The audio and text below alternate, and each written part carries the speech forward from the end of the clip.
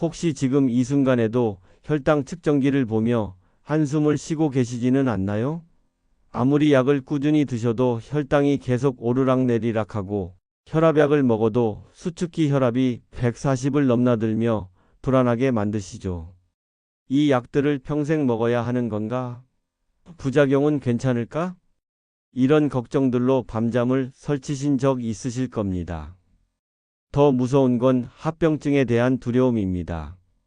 당뇨로 인한 실명, 신장투석, 족부괴사까지, 고혈압으로 인한 뇌졸중이나 심근경색까지. 이런 무서운 이야기들을 들을 때마다 나도 혹시 하는 불안감이 밀려오시죠. 하지만 오늘 이 이야기가 여러분의 그런 걱정을 완전히 바꿔놓을 수도 있습니다. 저는 30년간 내분비내과에서 당뇨와 고혈압 환자를 치료해 온 이정민 교수입니다. 지금까지 수많은 환자분들을 만나면서 확신하게 된 한 가지가 있어요. 약만으로는 완전한 치료가 어렵다는 것입니다. 오늘 여러분께 소개할 녹두 이야기는 단순한 민간요법이 아닙니다.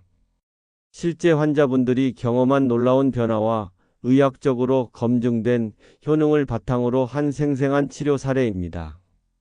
이런 실용적인 건강 정보를 더 듣고 싶으시다면 무료 구독과 좋아요 해주시면 더 많은 분들에게 건강한 삶을 전해드리는 큰 힘이 됩니다. 충북 청주에 사는 72살 김도연 어르신 이야기부터 들려드리겠습니다. 이분은 10년 넘게 당뇨로 고생해 오셨어요. 매일 아침 저녁으로 혈당약을 드시고 혈압약까지 함께 복용하고 계셨죠. 그런데 약을 먹어도 혈당 조절이 쉽지 않았습니다. 공복 혈당이 늘 150 이상이었고 당화혈색소는 9.2까지 올라가 있었어요. 더 큰 문제는 약 때문에 생긴 부작용이었습니다. 소화불량에 시달리시고 하루 종일 피로감에 젖어 지내셨거든요. 가끔은 어지럼증까지 생겨서 외출하는 것도 두려워하셨다고 합니다. 특히 저혈당이 올 때는 식은땀이 나고 손이 떨려서 혼자 계실 때가 가장 무서우셨다고 해요. 그러던 어느 날 김 어르신은 진료실에서 이런 말씀을 하셨어요. 선생님, 약 말고 자연에서 찾을 수 있는 방법은 정말 없을까요? 이렇게 약에만 의존해서 사는 게 맞는 건지 모르겠어요. 며느리가 보는 앞에서 자꾸 쓰러질까봐 무서워요. 사실 이런 질문을 하시는 환자분들이 참 많습니다. 약의 효과는 분명하지만 평생 복용해야 한다는 부담감과 부작용에 대한 걱정 때문이죠. 저도 처음에는 약을 꾸준히 드시는 게 가장 안전합니다라고 답변드렸어요. 하지만 김 어르신의 간절한 표정을 보니 다른 방법도 함께 시도해 볼 필요가 있겠다는 생각이 들었습니다. 그때 제가 권해드린 것이 바로 녹두였습니다. 단순히 녹두를 드시라는 게 아니라 올바른 조리법과 함께 섭취하시라고 자세히 설명드렸죠. 김 어르신은 처음에 반신반의하셨어요. 콩 한 가지로 이런 병이 좋아질까요? 하시면서 말입니다. 하지만 김 어르신은 제 말씀대로 실천하기 시작하셨어요. 매일 아침 녹두죽을 끓여 드시고 점심에는 현미와 함께 녹두밥을 지어 드셨습니다. 저녁에는 녹두차를 우려서 마시셨고요. 약은 그대로 드시면서 녹두를 추가로 섭취하신 거예요. 그로부터 석 달 후 김 어르신이 정기검진을 받으러 오셨는데 놀라운 변화가 있었습니다. 당화혈색소가 9.2에서 6.4로 떨어진 거예요. 공복 혈당도 150에서 111로 내려갔고요. 혈압 수치도 전보다 훨씬 안정적이었습니다. 김 어르신은 그날 이런 말씀을 하셨어요. 선생님, 약보다 더 신기합니다. 몸이 이렇게 가벼워진 건 정말 오랜만이에요. 소화도 잘 되고 피로감도 많이 줄었습니다. 저혈당으로 쓰러질까봐 무서워했는데 이제 그런 걱정도 많이 줄었어요. 왜 진작 이런 걸 몰랐을까요? 실제로 김 어르신은 그 후로 약 용량도 줄일 수 있었고 지금은 건강하게 잘 지내고 계십니다. 김 어르신의 사례는 특별한 게 아닙니다. 제대로 알고 실천하면 녹두는 정말 강력한 건강 자원이 될 수 있어요. 하지만 아무나 아무렇게나 먹으면 안 됩니다. 올바른 방법과 주의사항을 반드시 알고 시작해야 하죠. 그렇다면 녹두에는 도대체 어떤 성분이 들어있기에 이런 놀라운 효과를 보이는 걸까요? 많은 분들이 그냥 콩인데 뭐가 특별하겠어요? 라고 생각하시는데 사실 녹두는 단순한 콩이 아닙니다. 오늘날 현대의학으로 분석해 보니 우리 조상들이 왜 녹두를 약재로 썼는지 그 이유가 명확하게 밝혀졌어요. 첫 번째로 주목할 성분은 바로 수용성 식이섬유입니다. 녹두 100g에는 하루 권장량의 30%에 해당하는 식이섬유가 들어 있어요. 이 식이섬유가 위장에서 어떤 역할을 하는지 쉽게 설명드릴게요. 여러분이 밥을 드시면 탄수화물이 당분으로 바뀌어 혈관으로 흡수되죠. 이때 급격히 혈당이 올라가는데 녹두의 수용성 식이섬유가 마치 문지기처럼 당분의 흡수 속도를 조절해 줍니다. 실제로 작년에 68살 최명자 할머니가 이런 경험을 하셨어요. 평소 식후 혈당이 200을 넘나들던 분이었는데 녹두죽을 아침에 드시기 시작한 후부터는 식후 혈당이 160 정도로 안정됐다고 하시더라고요. 똑같이 밥을 먹었는데 혈당이 이렇게 차이가 날 줄 몰랐어요 라고 놀라워하셨습니다. 두 번째는 마그네슘과 칼슘입니다.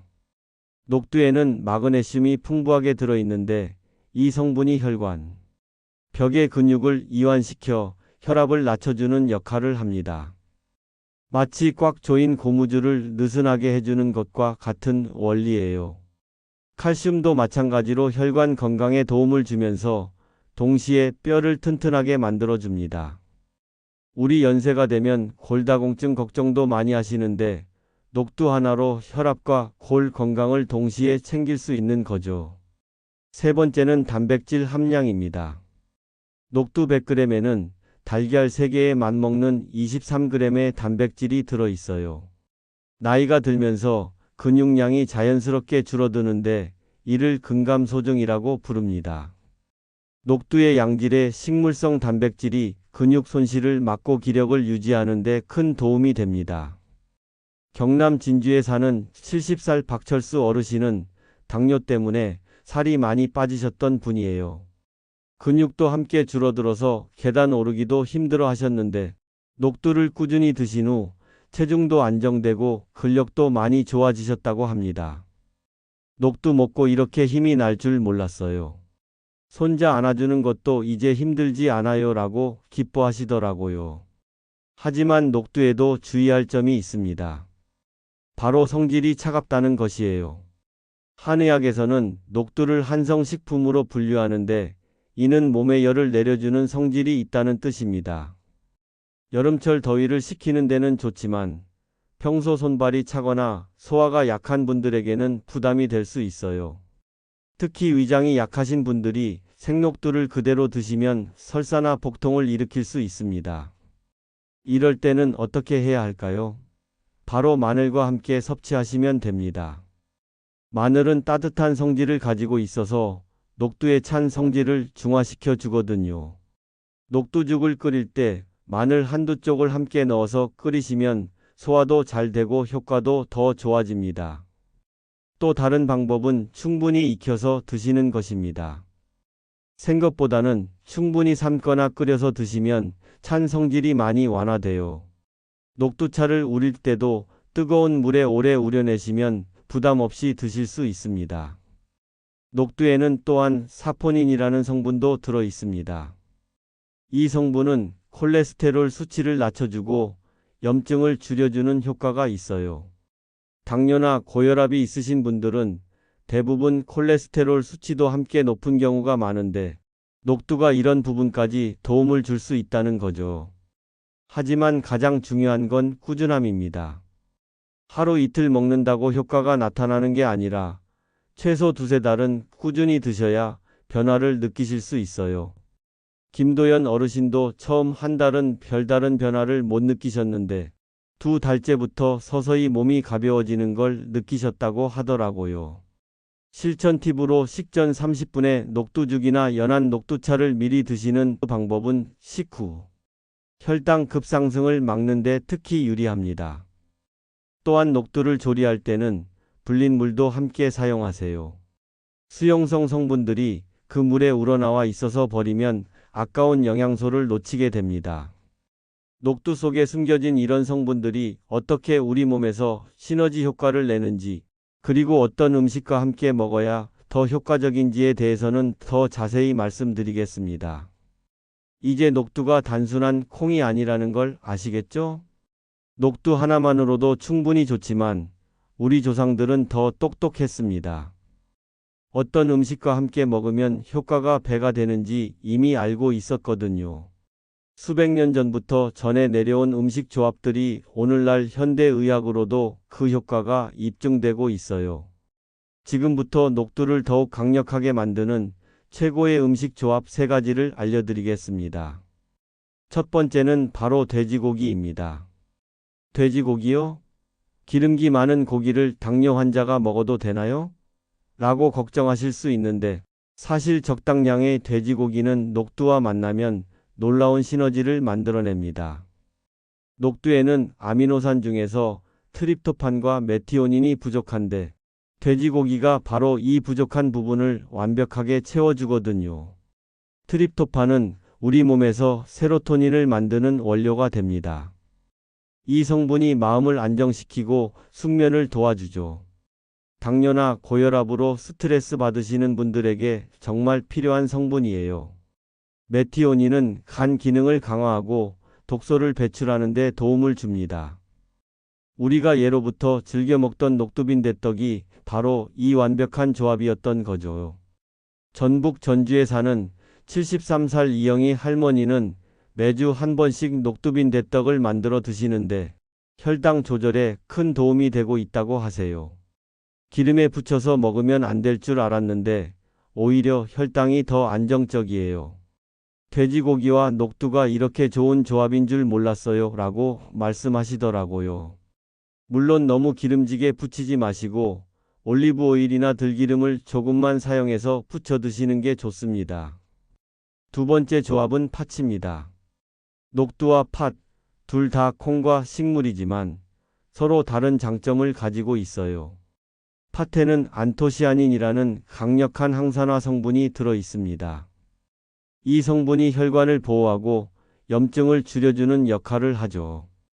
또한 팥에 풍부한 칼륨이 나트륨을 배출시켜 혈압을 낮추는 데 도움을 줍니다. 녹두와 팥을 함께 끓인 죽을 드시면 혈당과 혈압을 동시에 잡을 수 있어요. 단, 여기서 중요한 건 설탕을 넣지 않는다는 것입니다.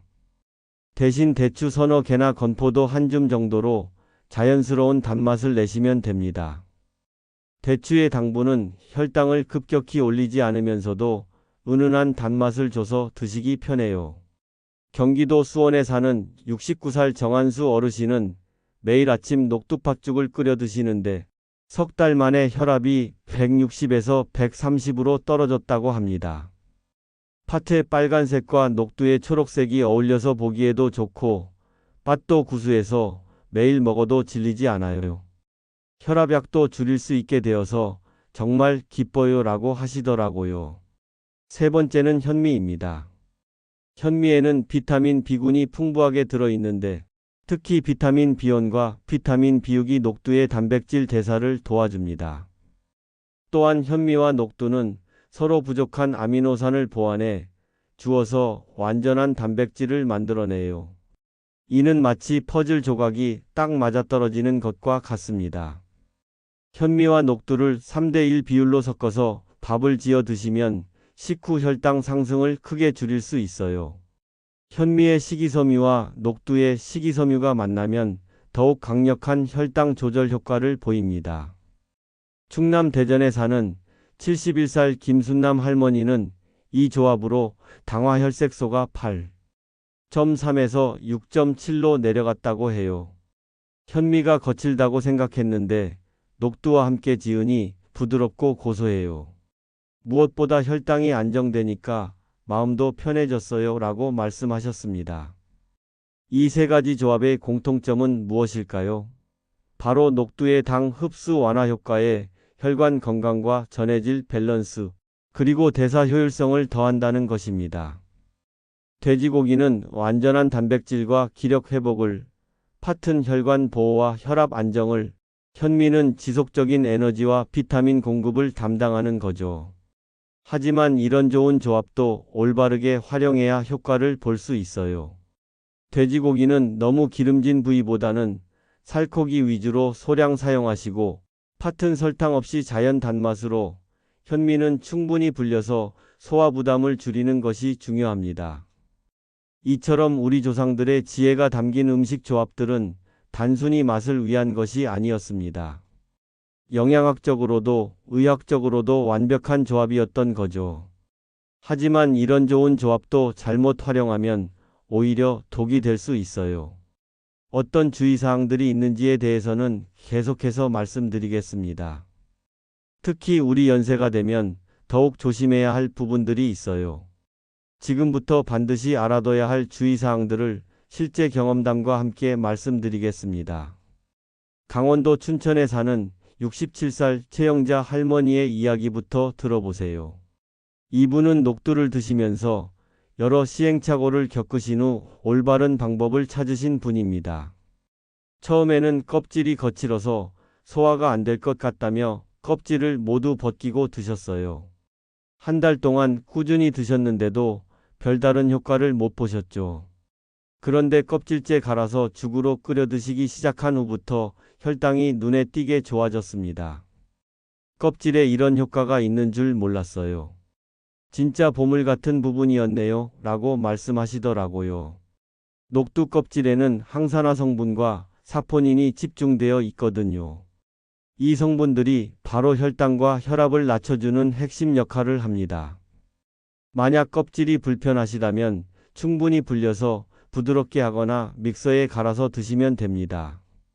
최영자 할머니가 겪은 두 번째 시행착오는 용량 문제였어요. 좋다고 많이 먹으면 더 좋겠지라는 생각으로 하루에 100g씩 드셨는데 설사와 복통에 시달리셨습니다. 적정량을 찾는 게 중요한데 처음 시작할 때는 하루 30에서 50g으로 시작해서 몸이 적응되면 50에서 100g까지 점차 늘려가시는 게 안전합니다. 서울에 사는 70살 박민호 어르신은 다른 종류의 주의사항을 경험하셨어요. 무릎 관절염 때문에 한약을 드시면서 동시에 녹두도 드셨는데 한약 효과가 눈에 띄게 떨어지는 걸 느끼셨거든요. 한의사 선생님께 여쭤보니 녹두 때문이라고 하시더라고요. 녹두에는 강력한 해독 작용이 있어서 한약의 효과를 떨어뜨릴 수 있습니다. 한의학에서는 녹두가 약성을 풀어버린다고 표현하는데 실제로 그런 작용이 있어요. 만약 한약이나 보약을 드시고 계시다면 한의사 선생님과 상의해서 복용 시간을 조절하시거나 한약 치료가 끝난 후에 녹두를 시작하시는 게 좋습니다. 또한 박민호 어르신처럼 다른 약물을 복용 중이신 분들도 주의가 필요해요. 특히 와파린 같은 항응고제를 드시는 분들은 녹두의 비타민 K 성분이 약효에 영향을 줄 수 있으니 반드시 의사와 상의하세요. 신장 기능이 약한 분들은 특별히 조심하셔야 합니다. 녹두에는 칼륨이 풍부한데 신장이 약하면 이 칼륨을 제대로 배출하지 못해서 몸에 쌓일 수 있어요. 칼륨이 과다하면 부정맥이나 근육 약화가 올 수 있으니 반드시 의사와 상담 후에 드시기 바랍니다. 특히 투석을 받고 계신 분들은 절대 임의로 드시면 안 됩니다. 피해야 할 동반 섭취를 정리하면 다음과 같습니다. 알코올과 카페인 음료는 탈수를 유발하고 혈당 조절에 방해가 됩니다. 여름철 찬 음식인 수박, 오이, 참외, 냉면과도 함께 드시지 마세요. 생강은 위장이 약한 분들에게는 상극이니 마늘로 대체하시기 바랍니다. 마늘은 녹두의 찬 성질을 중화시켜주면서도 소화에 부담을 주지 않습니다. 임산부나 수유부도 주의가 필요합니다. 녹두의 차가운 성질이 태아나 모유에 영향을 줄 수 있으니 이 시기에는 피하시는 것을 권합니다. 전통적으로도 임신 중에는 녹두를 피하라고 했는데 이는 다 이유가 있는 것입니다. 보관 방법도 중요합니다. 녹두는 습기에 약해서 곰팡이가 피기 쉬워요. 밀폐 용기에 넣어서 서늘하고 건조한 곳에 보관하시고 여름철에는 냉장고에 넣어 두시는 게 좋습니다. 곰팡이 핀 녹두는 절대 드시면 안 돼요. 특히 보리나 쌀과 함께 보관하면 벌레가 생길 수 있으니 따로 보관하세요. 삶은 녹두는 냉장고에서 이틀 정도만 보관하시고 그 이상은 냉동 보관하시기 바랍니다. 마지막으로 기억하실 점은 인내심입니다. 효과를 보려면 최소 두세 달은 꾸준히 드셔야 한다는 점 잊지 마세요. 일주일 먹고 효과가 없네라고 포기하시는 분들이 많은데 우리 몸의 변화는 시간이 필요합니다. 이런 주의사항들을 지키면서 올바르게 녹두를 활용하신다면 분명히 좋은 변화를 경험하실 수 있을 거예요. 지금까지 녹두의 효능과 주의사항을 알아보셨으니 이제 실제 생활에서 어떻게 실천할 수 있는지 구체적인 하루 루틴을 알려드리겠습니다. 아침부터 저녁까지 단계별로 녹두를 활용하는 방법과 계절에 따른 응용법까지 함께 말씀드릴게요. 가장 중요한 건 식전 30분 전략입니다.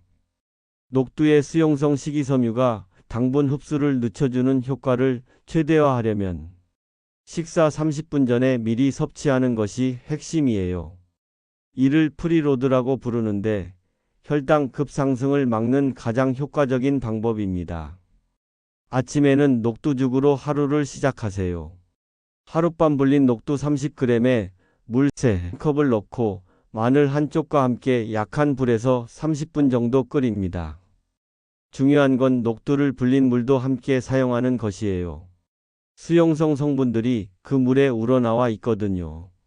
이 녹두죽을 아침 식사 30분 전에 드시면 이후 드시는 밥의 혈당 상승폭을 크게 줄일 수 있습니다. 만약 죽 끓이기가 번거로우시다면 볶은 녹두차로 대신하셔도 됩니다. 마른 팬에 녹두를 5분 정도 볶아서 고소한 향이 날 때까지 볶으신 후 큰술 하나를 뜨거운 물 2컵에 넣고 10분간 우려내세요. 이렇게 볶으면 녹두의 차가운 성질도 많이 완화됩니다.